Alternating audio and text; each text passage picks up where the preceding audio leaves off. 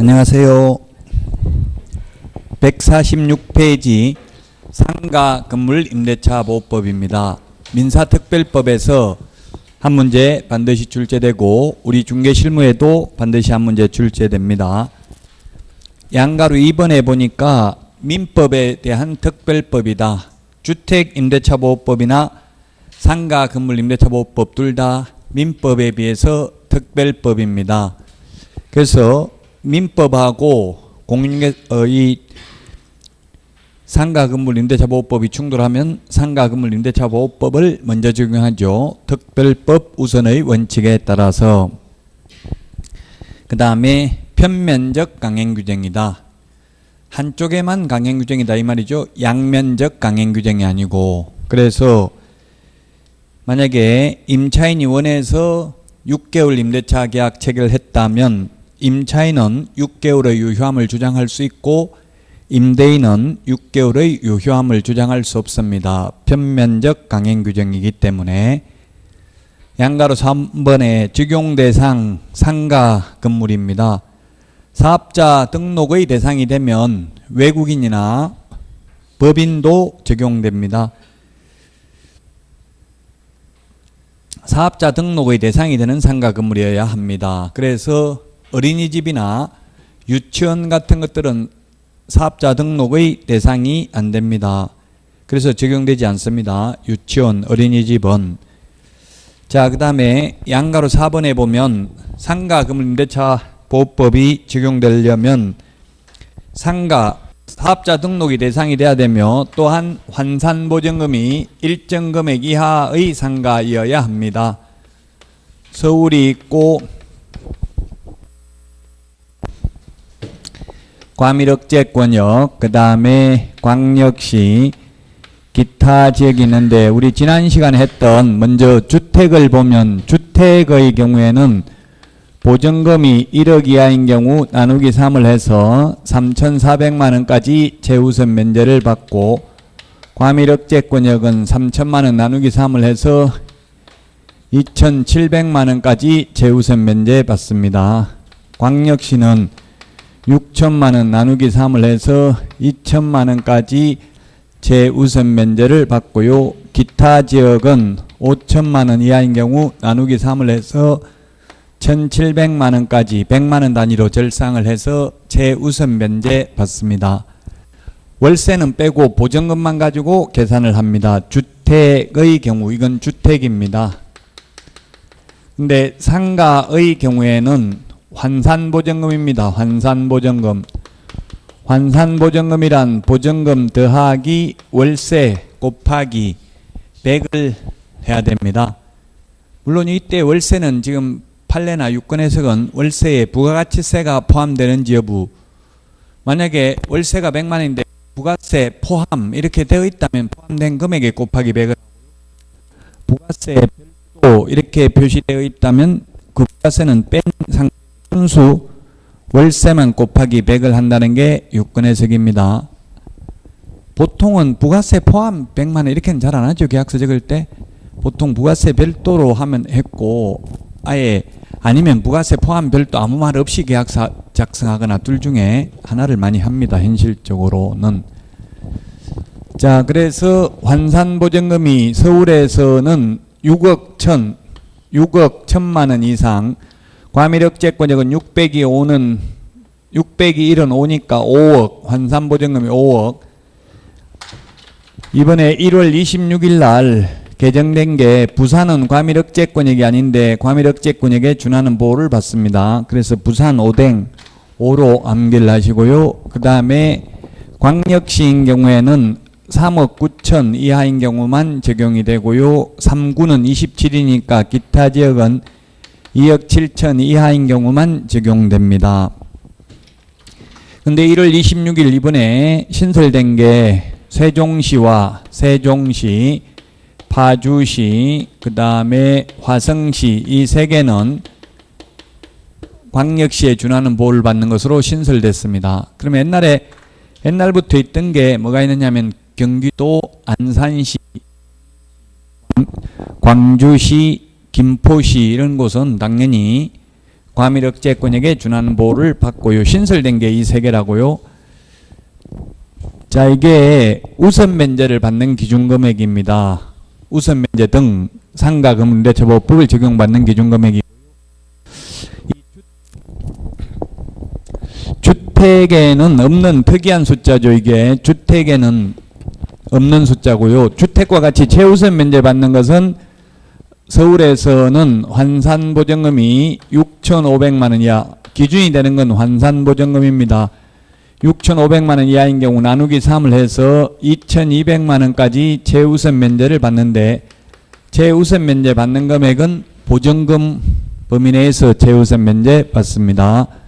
그 다음에 과밀억제권역은 5,500만 원 이하 나누기 3인 경우에는 1,900만 원까지 최우선 면제를 받고요. 그 다음에 광역시인 경우에는 3,800만 원 이하인 경우 나누기 3을 하면 1,300만 원까지 최우선 면제를 받고, 기타 지역의 경우에는 3천만 원 이하인 경우 나누기 3을 해서 1,000만 원까지 최우선 면제를 받습니다. 이 최우선 면제 받는 것은 개정이 안 됐습니다. 그래서 부산도 우선 면제 받을 때는 5 과밀억제권역에 해당되지만 최우선 면제 받을 때에는 부산이 그냥 광역시에 들어간다고요. 오늘 문제 11번인가요? 오늘 내드린 문제 10번, 11번 문제는 상당히 좀 어려울 수 있어요. 지금 수준에서는 시험을 기준으로 했기 때문에 10번, 11번을 풀어야 되는데 11번의 답이 5번이라고요. 11번에 5번. 부산이 우선 면제 받을 때는 5억에 해당되지만 최우선 면제 받을 때는 과밀억제권역이 아니라 그냥 광역시에 해당된다고요. 마찬가지로 그러면은 세종시, 파주시, 화성시도 우선 면제 받을 때는 3억 9천 이하지만 최우선 면제 받을 때는 세종시가 기타 지역에 들어간다고요. 세종시, 파주시, 화성시가 기타 지역에 들어갑니다.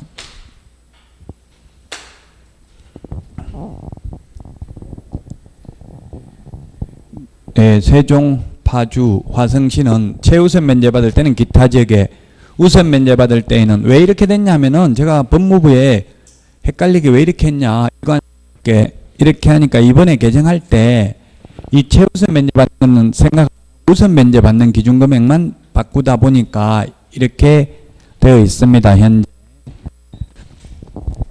자, 이 숫자들은 암기를 해야만 되고요. 자, 그 다음에 10번 문제인데 10번 문제는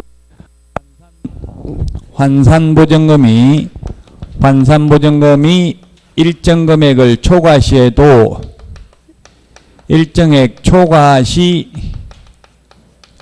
적용되는 것 6가지가 있습니다. 10번 문제가 지금 9개가 있잖아요. 적용 9개가 있는데 이 중에서 6개만 환산보증금을 초과하는 경우에도 적용됩니다. 10번 문제.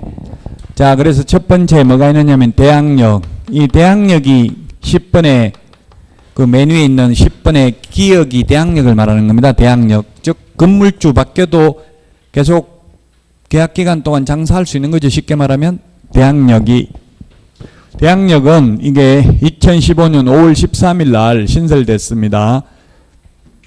그래서 얼마 전에 뉴스에 월세 300 받다 갑자기 1200으로 올려도 주인 바뀌면 대항력이 없기 때문에 나가야 돼요. 옛날에는 이게 도입되기 전에 계약이 이루어졌기 때문에 그 당시에 있었던 일이기 때문에 대항력은 이제는 보증금과 상관없이 대항력이 인정되고요. 자, 그 다음에 계약갱신요구권 최초 임대차 기간을 포함한 전체 임대차 기간이 5년을 초과하지 않는 범위 내에서 계약갱신 요구할 수 있는 것은 서울에서 환산보증금이 6억 1천을 초과하더라도 적용된다 이 말입니다.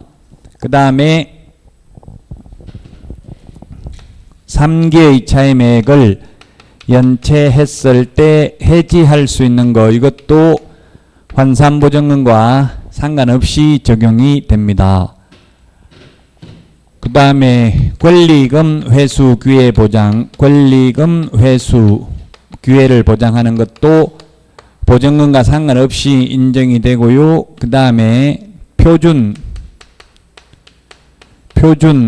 권리금 계약서 사용을 권장할 수 있는 것 보증금과 상관없이 적용이 되고요. 그 다음에 상가 건물 임대차 표준계약서 사용을 권장할 수 있는 것도 보증금과 상관없이 적용됩니다. 그래서 대개 3권 표준계약서 뭐 이런 식으로 암기를 하면 될 것 같습니다. 이 6개는 보증금과 상관없이 적용이 됩니다. 그럼 이거 말고 그 10번에 그러면 이거 말고 나머지 묵시적 갱신, 디귿에 이런 거 적용이 안 된다고요? 그 다음에 그 리얼에 5%밖에 못 올린다 이런 것도 적용 안 되죠? 이 환산보증금 초과하면. 그 다음에 기억의 월차임 지난시 산정률 제한 이런 것도 이 금액을 초과하면 적용되지 않습니다.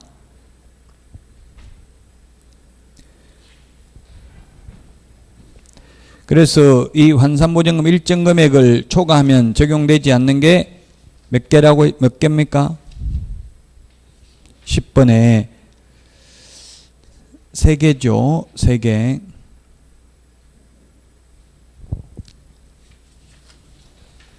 10번, 11번 문제 지금 두 문제와 관련된 내용을 했습니다.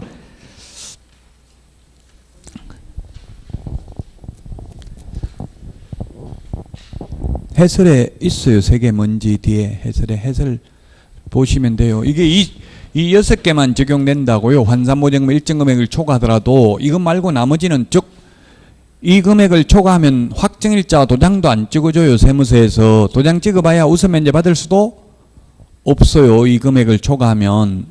그러나 이 6개는 예외적으로 환산보증금을 초과하는 경우에도 적용된다는 이야기입니다.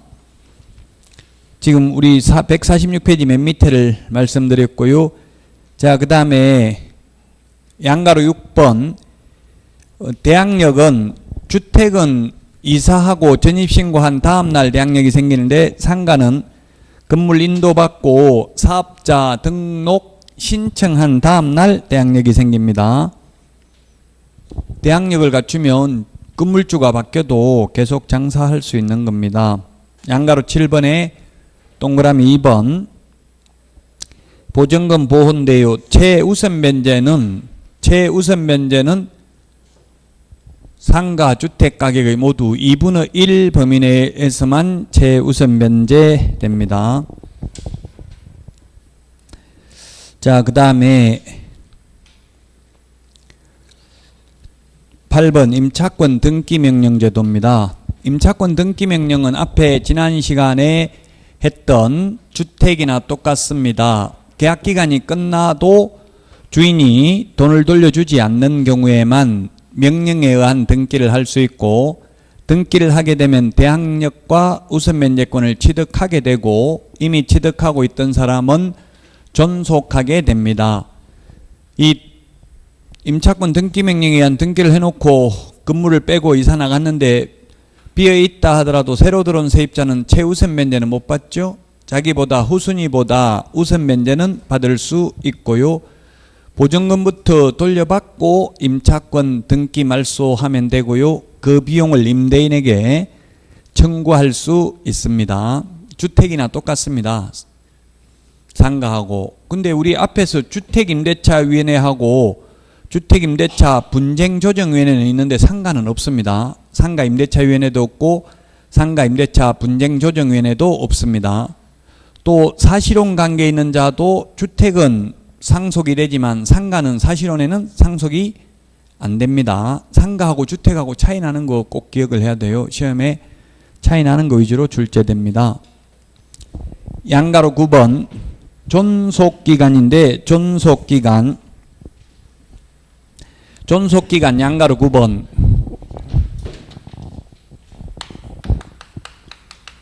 존속기간이 있는데 첫 번째 민법 임대차,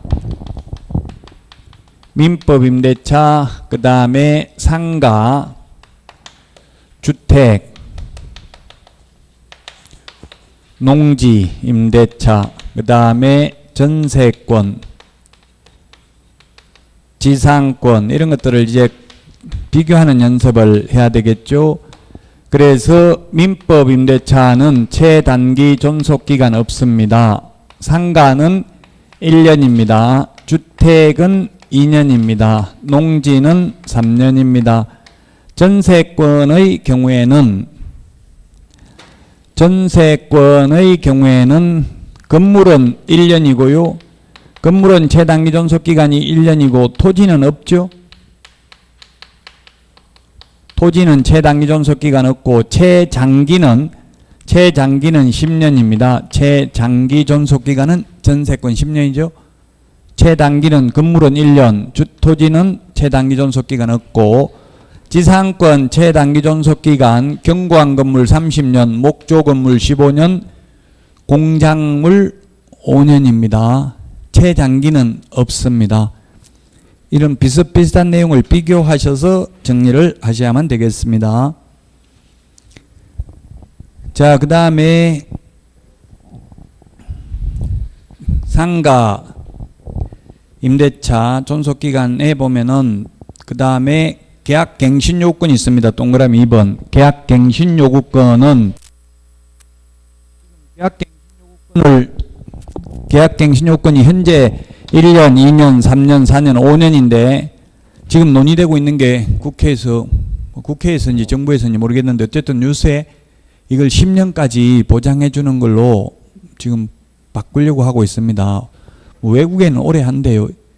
이게 문제는 참 골치 아파. 이게 장사하는 게 장사 잘 되면 주인이 나가라고 하고 안 되면 돈 안 내주죠. 또 보증금에서 다 까먹어버리고. 그래서 참 이게 나무 건물 얻어서 장사한다는 게 쉽지가 않아요. 장사 잘 되면 나가라고 하고 안 되면 돈 안 내줘요. 다 까먹을 때까지. 그러니까 문제기는 해요. 어쨌든 이게 뭐 다 장단점이 있죠. 또 너무 길게 하면 길게 한 대로 장단점이 있고 다 장단점은 있습니다. 어쨌든 가만히 있으면 자동으로 5년이 연장되는 게 아니고 세입자가 계약기간 끝나기 전 6월에서 1월 사이에 즉 5개월 동안 주인한테 이야기하대요. 계속 장사하겠다고. 계약갱신 요구를 하면 주인은 정당한 사유 없이 거절할 수 없고 그러면 1년 연장될 때마다 5% 올릴 수 있습니다. 100분 5를. 그런데 환산보증금이 이 기준금액 서울에서 6억 천을 초과하면 5% 상한선이 없어요. 상한선이 없다 보니까 1년 지날 때마다 뭐 왕창왕창 올리면 만약에 월세 100만 원인데 150, 또 1년이라면 200 이런 식으로 올리면 돼요, 안 돼요?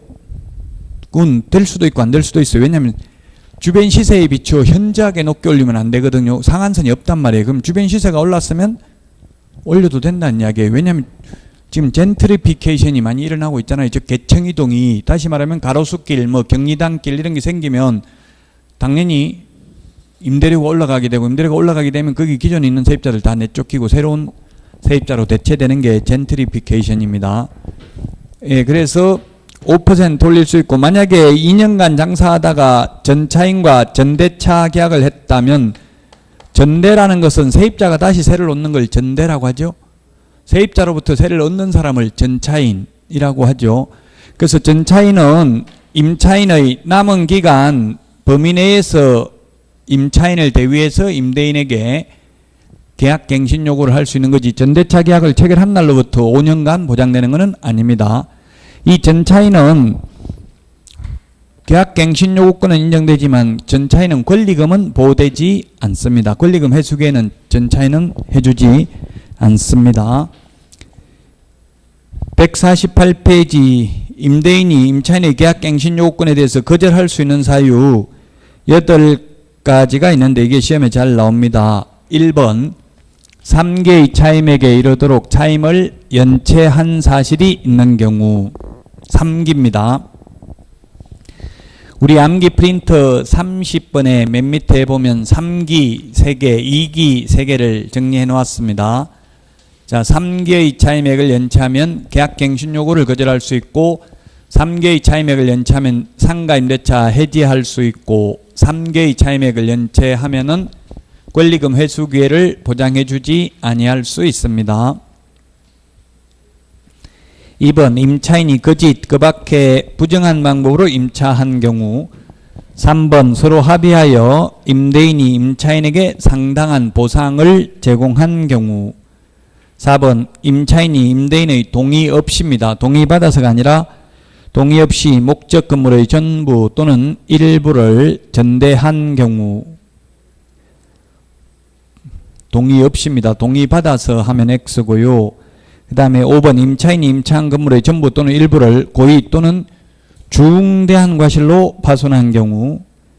그 다음에 6번 임차한 건물의 전부 또는 일부가 멸실되어 임대차 목적을 달성하지 못할 경우. 그 다음에 7번 임대인이 다음 항목 어느 하나에 해당하는 사유로 목적 건물의 전부 또는 대부분을 철거하거나 재건축하기 위해서 목적 건물의 점유를 회복할 필요가 있는 경우입니다. 가목에 보면 임대차 계약 체결 당시 공사 시기 및 소요기간 등을 포함한 철거 또는 재건축 계획을 임차인에게 구체적으로 고지하고 그 계획에 따르는 경우. 나번 건물이 노후 훼손 또는 일부 멸실되는 등 안전사고의 우려가 있는 경우. 답은 다른 법령에 따라 철거 또는 재건축이 이루어지는 경우. 이 중에 세 개 중에서 나, 목 두 번째 있는 걸 건물주 입장에서는 보면 악용하기가 가장 좋겠죠. 애매하잖아. 이게 명확하게 법에 규정이 있는 게 아니라 얼마나 노후돼야 되는지 얼마나 훼손돼야 되는지 자의적 해석이 가능하다는 이야기입니다. 8번 그 밖에 임차인이 임차인으로서의 의무를 현저히 위반하거나 임대차를 존속하기 어려운 중대한 사유가 있는 경우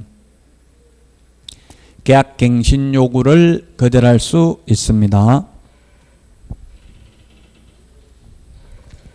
자, 그 다음에 동그라미 3번 묵시적 갱신이 있는데요. 묵시적 갱신, 묵시적 반대가 명시적이잖아요. 또는 법정 갱신 이런 말을 하죠. 묵시적 갱신, 법정 갱신, 즉 묵시적이니까 아무 말 안 하고 있었다는 이야기죠. 명시적인 말을 안 했다는 이야기잖아요. 세입자 보고 나가라 소리도 안 하고 또 세입자도 나간다는 소리도 안 하고 가만히 있으면 묵시적 갱신, 법정 갱신, 자동 연장된다 이 말이 쉽게 말하면. 자, 묵시적 갱신되는 게 지금 묵시적 갱신이 민법 임대차 프린터 이거 한번 내드렸죠. 법정 갱신 그거 가지고 있는 거 보시라고. 민법 임대차, 주택 임대차 5개 내드렸잖아요. 주택 임대차, 상가 임대차, 그 다음에 전세권, 전세권이 있고 그 다음에 농지 임대차 5개 프린터 내드렸어요. 자, 이 중에서 좀 다른 다 비교를 해야 되는데 전세권의 경우에는 묵시적 갱신이 되고 나면 전세권자나 전세권 설정자나 모두 전세권 소멸 통고하면 6월이 지나면 효력 발생하죠. 민법의 경우 묵시적 갱신되면 임차인이 해지 통고하면 1개월, 임대인이 해지 통고하면 6개월, 주택이나 상가는 임차인이 해지 통고하면 3개월, 임대인은 해지 통고 못하고 또 최단기 존속기간 보장해 주어야 합니다. 농지의 경우는 땅 주인이 최소한 계약기간 끝나기 3개월 전까지는 갱신거절 통지해야 돼요. 안 하면 묵시적 갱신된다. 묵시적 갱신되면 또다시 3년을 보장받는다. 전세권의 경우 전세권 설정자가 전세기간 끝나기 6월에서 1개월 전까지 사이에 전세권 설정자에게 전세권자에게 나가라고 말 안 하면 묵시적 갱신이 됩니다. 프린터 내드렸어요. 이거 5개 비교해서 정리를 해야 되고요. 자, 그 다음에 양가로 10번 차임 등의 정감 청구권인데 그 밑줄 친 부분 100분의 9 이게 100분의 5로 고치셔야 돼. 9자를 5로. 올해 1월 26일 날 개정됐습니다. 100분의 9 밑줄 친 부분 100분의 5로 좀 고쳐주십시오. 예, 정감 청구는 정감 청구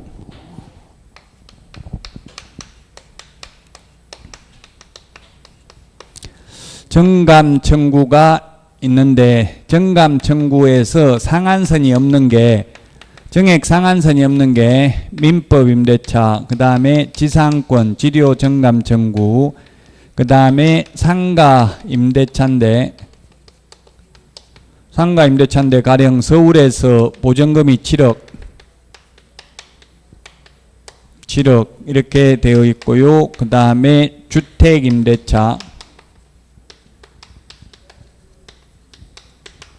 그 다음에 전세권.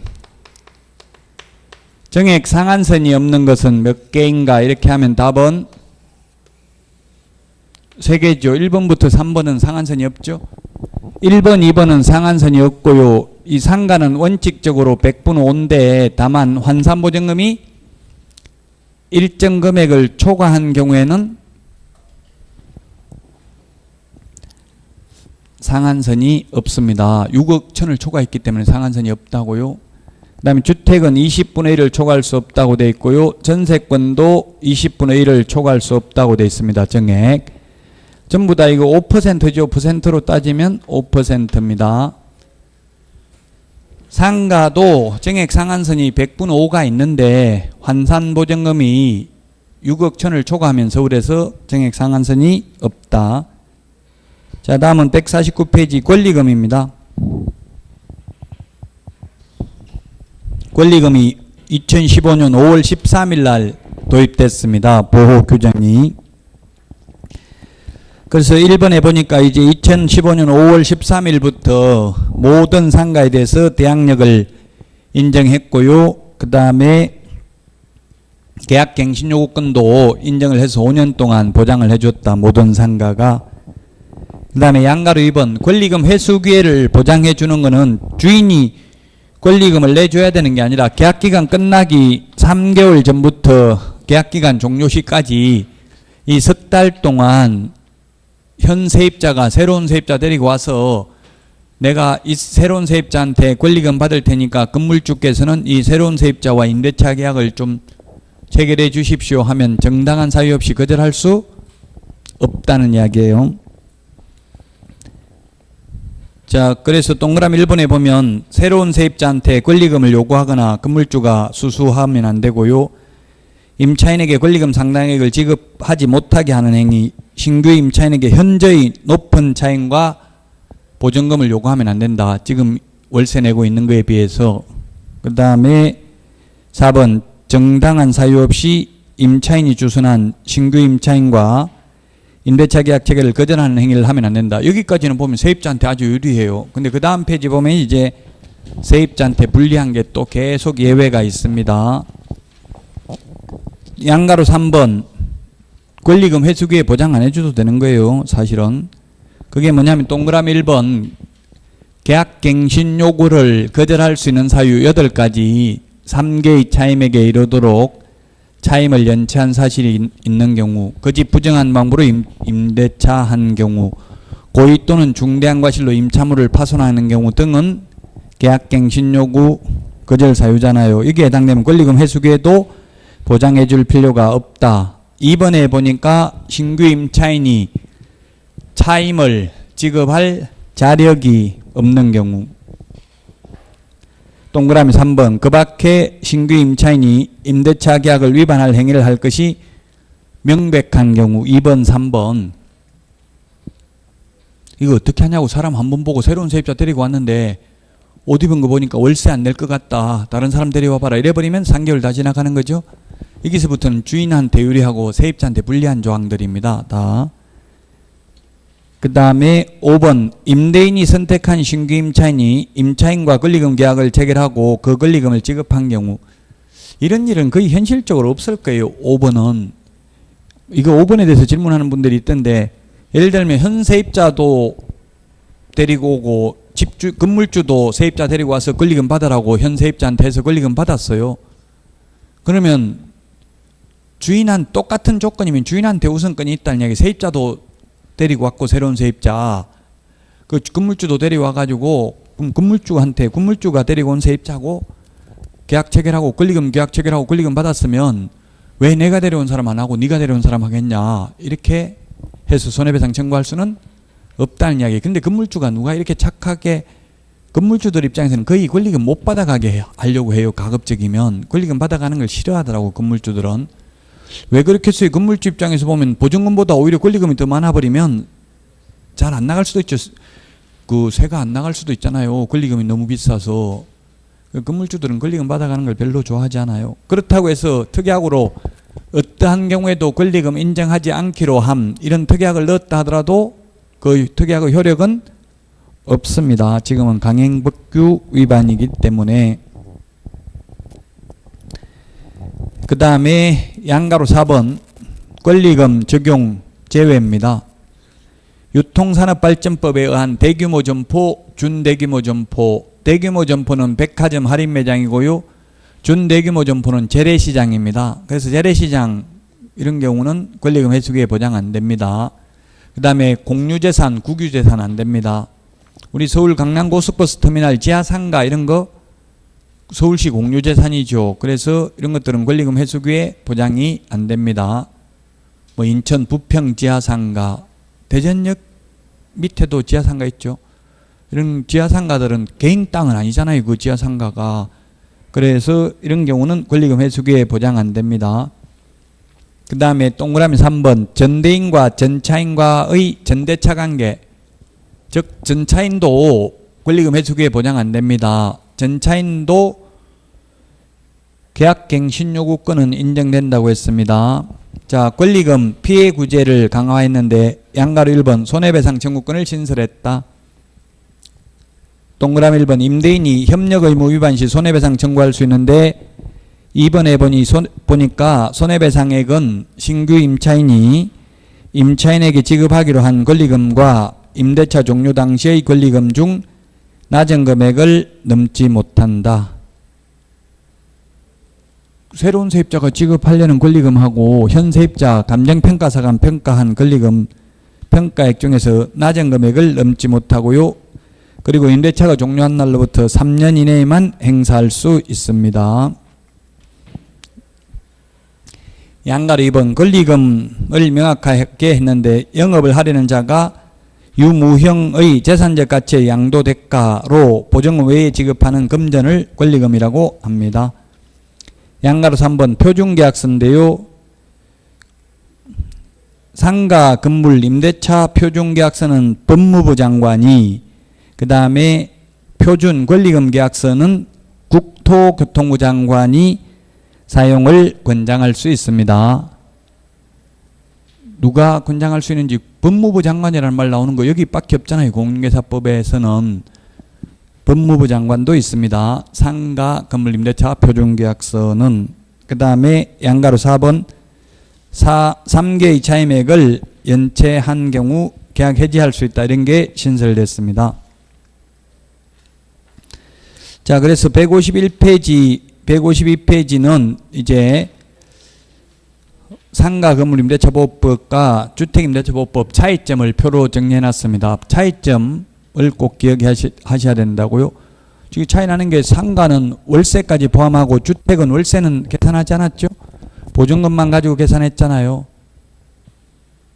똑같은 점 차이점을 주의하시라고요. 월차임 전환율은 주택의 경우에는 1할 또는 기준금리 플러스 3.5%인데 상가는 1할 2푼 또는 기준금리 곱하기 4.5배 중에서 낮은 금액을 초과할 수 없습니다.